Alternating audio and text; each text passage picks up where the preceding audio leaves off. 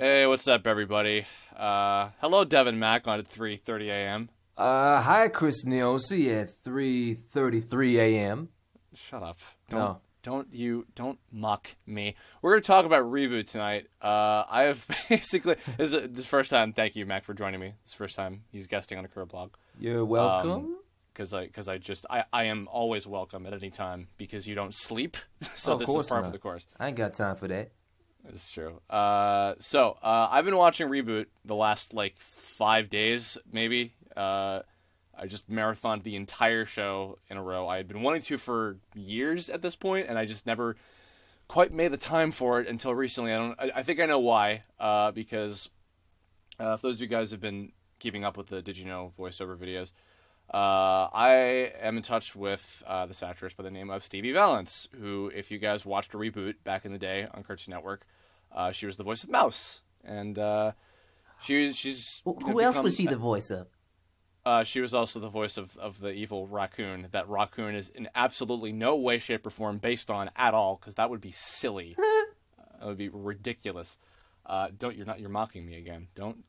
We're just gonna go for 20 minutes. Oh, if only we had 50. No.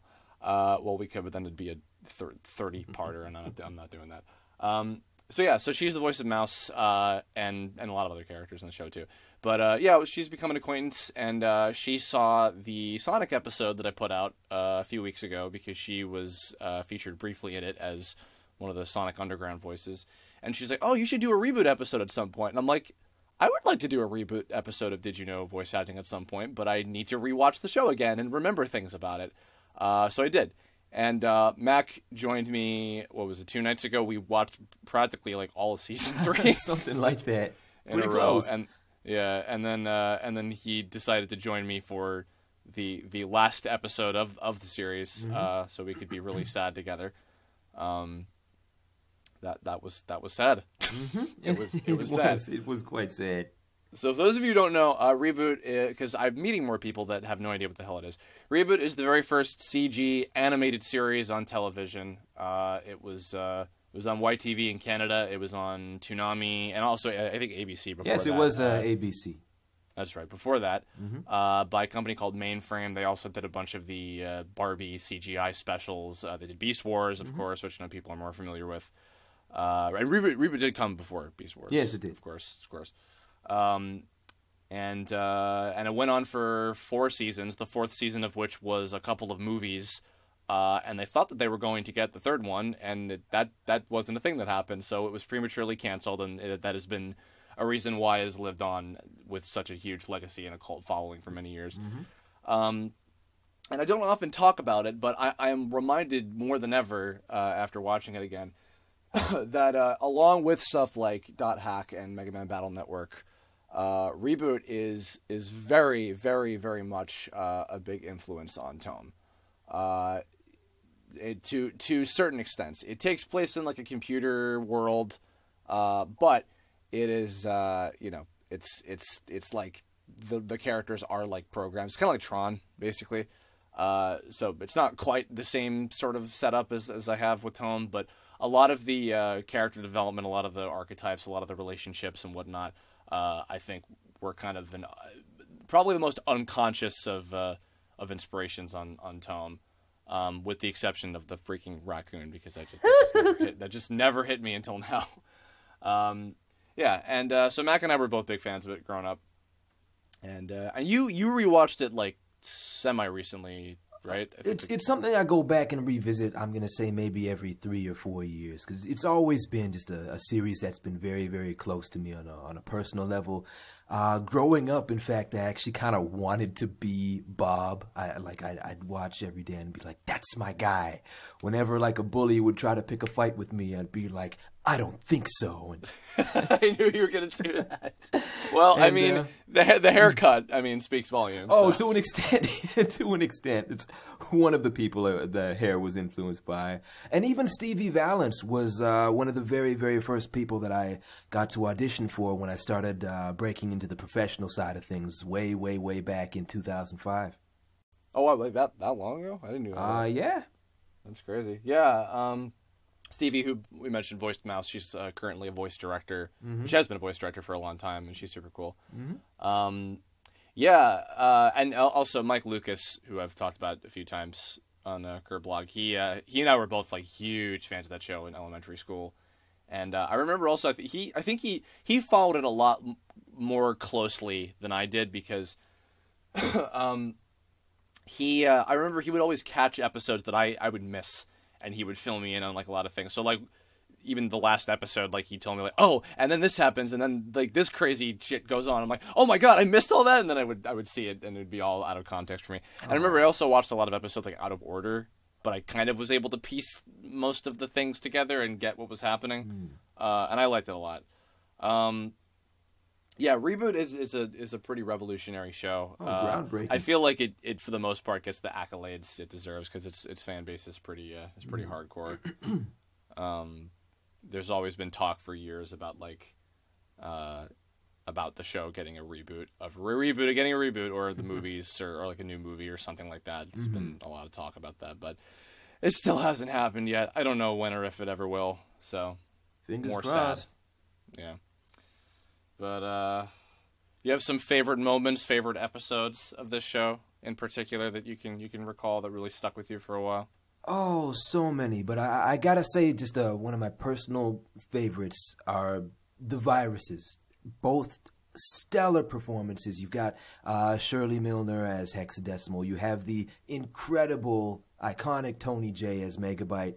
Hex will always go down as one of my favorite characters in just anything of all time because you've got such a great casting choice, such a unique performance, such a unique character. I almost feel like it's if you took the Joker and Harley Quinn and kind of combined them into one sort of chaotic character and just gave them superpowers. It's madness, and I love it. Yeah, she was fantastic. Seeing her whole arc from beginning to end, and even like I forgot a couple things. I remembered most of like what she was going to go through for all 48 episodes or so, but seeing it happen again, especially towards the last couple seasons, was super cool. Exactly. And there's so much more stuff I'm catching now that I'm going back and watching it at an older age, seeing things like the Blues Brothers references, the James Bond references, a whole lot of The Prisoner, really, really obscure British show. All these things that are in there just helps me appreciate the series that much more. Yeah, I mean, I was saying shortly before we were recording, apparently the art book has a lot of like a compendium of pretty much all the references of like every single episode, just like listed down of like this is what this was and etc. I just caught like I think in the the season 3 finale when like Mainframe is like crashing basically. There's a couple shots with like these 5 binomes that are like parodies of Sailor Moon. I'm just like, what the fuck was that doing in there? Like, I just out of nowhere completely. I was like, okay. And let's not forget the penguin from Wallace and Gromit that they keep sticking in every chance they get. I did even recognize that. Wait, that's from Wallace and Gromit. And also the Perfect Kirby guys, John and Richie Zerbs, I think used to make reference to him a lot in Perfect Kirby way back in the day. Yeah, I'm trying to remember some. There were a lot of moments. I agree. The viruses were both fantastic. Some of my favorites. I remember in terms of favorite characters, I would say that the viruses are definitely the best characters, like objectively. I think my personal favorites were probably Matrix and Andrea, because I remember just the Renegade season, like when they were kind of like trapped in the games. Like I think that was like that was probably the part of the series that I think I personally enjoyed the most, because that was kind of around the time. I mean, like the anime boom, I think, was just about hitting at that time with like Pokemon and DBZ were both, I think, like close to getting. I think they were like just starting around that time, and things that would both be eventually referenced in the series. Yeah, that's right. Or record. You know, by the way, a little side note. And I'm gonna date myself here, but I want to maybe include this as a tidbit. So there's an episode in the last season where they play a game that's like a parody of like Dragon Ball Z and Pokemon like crossed together, and there's a character who just literally is Super Saiyan Goku with a green gi, and he has like one line where he's like, "No, I summoned the," he has like this really like racist Japanese accent. I swear to God, I think I think it's Ian Corlett, which is hilarious to me. And if just go watch Did You Know voice acting DBZ. Here's a link. Go, just do that. You'll get it. But I don't know if that's him or not. I'm going to try and find out because that's brilliant. If they intended it to be that way. But yeah, no, that was a good one. I think that was one that I missed. Oh, okay. And then I had, that was like the first one that I looked up on the internet because I wanted to watch that episode really bad for obvious reasons. What was I saying? Yeah, so around that time, because this was like 97, 98, DBZ and Pokemon were both kind of hitting on TV at the same time. And that was kind of my first real foray into like shows that had an arc like over the course of a long time and you could like actually follow what was happening. And ReBoot was one of those shows as well. And I think that because of that season, that really like, I really just found that the most like intriguing because that I think was just a big kind of general inspiration on, hey, I want to write stories like these that you can follow over like the long course of time and really getting to know these characters and whatnot. Yeah, likewise. It was definitely one of the first things I recall watching that had that kind of progression, that kind of character growth. And to see that big Enzo on the screen for the first time was just blows my mind as a kid looking back.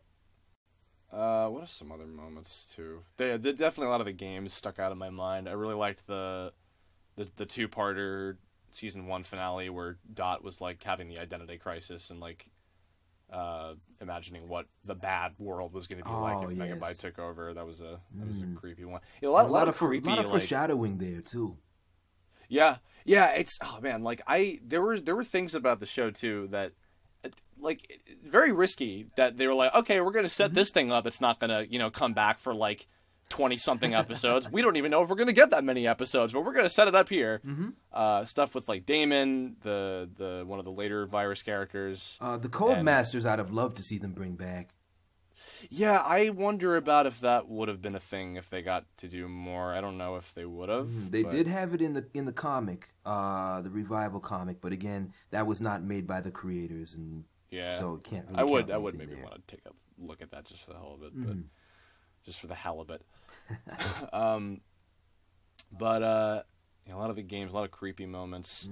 Oh yeah, the bit about their dad too. Yeah, that was very well set up. Everything, it was all good. And it makes me wonder if they were planning that from the very beginning. I doubt it, but they made it seem just so natural. Yeah, I mean, there's looking back on it again now. There's things that like you can tell they like kind of retconned and like kind of tried to muck around with like towards the end. Some worked better than others. Yeah, and for the most part, it all flowed pretty well. There wasn't anything that was like that off-putting. But I don't know. It's like I feel like even if you're not someone like in the entertainment business, as you get older, you might be able to like kind of discern. Okay, I sort of get why this happened or why this and that or whatever. Yeah. Kind of seeing through the producer's eyes or whatnot. But something else I remembered too, and this also might have been completely unconscious, but and I don't even think I've told you this, Mac. So the original the precursor to TOME, the TV TOME adventure series that I did many years ago. A lot of hardcore fans of mine and people who follow my work for many years know that there was going to be a 4th season of that show that also never happened, similarly to ReBoot. But I ended on, not a cliffhanger, but just at a cutoff point, and I had a lot of plans for new characters, and there's some information about some of them like on my DeviantArt. I've let you like go digging back for it. But I realized a lot of the ideas that I wanted to do in that were things that I was pretty much just taking directly from ReBoot in terms of like, like a lot of their, a lot of like what the virus characters were doing and like kind of the in-universe like logic of how they worked and how they were like evolving and developing and changing or whatever. A lot of that stuff I was lifting from ReBoot specifically, more so because again, most of the material I've ripped off in terms of that stuff has been Battle Network and Dot Hack, but ReBoot. I feel like kind of was the glue that helped bind it all together because it predated both of them and kind of planted a lot of the early ideas in there. Oh, that's really cool. Yeah. It is really cool. My cartoon that was never made. My many cartoons that were never made in 2000 and whatever the hell. Whatever. ReBoot is a good show. You got any other thoughts about the show? not a whole lot else to add, but I do think it's something that anybody who really just appreciates good storytelling in animation and just wants to see how a lot of the modern CGI, what that evolved from, I really, really do suggest you go back and look it up. Anybody who's never heard of it, because it is a very, very groundbreaking, very, very important show. Yeah, absolutely. And I believe it is on DVD now, I think? I believe so. At least the first 3 seasons, maybe the 4th one as well, but the first 3 I know are out there. I'm going to pull up Wikipedia. Seasons 1 and 2 were released as a standalone title on March 1st, 2011. On the same date, the complete series went on sale as a box set, exclusively through Shout Factory's official online store. Months before the set was scheduled to be on retail shelves, Season 3 and 4 were released on June 28th, 2011, as well as general retail release of the complete series set. Go buy it. Yeah, there you go. Go buy a show. I'll put a link in the description if I can. Hopefully I can find one. Go get it. And you can get all this for only $99.99. Best character in the show. Great syncing there. He was the real best one. He is. He was. That's going to do it for us. So, Mac, you got anything to plug? Is that something that you ever do? Do you want people to follow you on anything? Sure. You can follow me on Facebook and on Twitter and on Tumblr as Mack the Actor, all one word. That is M-A-C the Actor. Yes, M-A-C-T-H-E, Actor. You got it. Go do that. That's going to do it for us. So, in the comments below, please tell me, did you watch ReBoot as a child? Did you enjoy it? Have you watched it recently? Did somebody introduce it to you, and did you check it out? What do you think of it? Let us know in the comments below. And then if you got ideas for future Kirblog topics, please leave a comment about that too, if you so desire. And you can also hit me up on Twitter, Tumblr, Facebook, etc. for ideas for episodes and all that jazz. Meanwhile, this week, I believe, we have TOME Episode 5, Part 1 coming out. It has come out by the time that this is being posted. Go check that out. If any of you guys have been following these, maybe have not been watching the show, or if you came here newly from Did You Know voice acting, go check it out, because that's the episode where shit gets real, and I think a lot of new people kind of got into it around that time. So go check it out. And also for longtime TOME fans, we have a new TOME video, an all new one, coming out next month, because I believe it's not going to be April yet, what I'm talking about. Next month. So keep an eye out for that on all the details on the site and everything, blah, blah, blah. And I know, Mac, you're looking forward to that, very much so, yeah. So that'll do it, and we'll see you next time. Good night.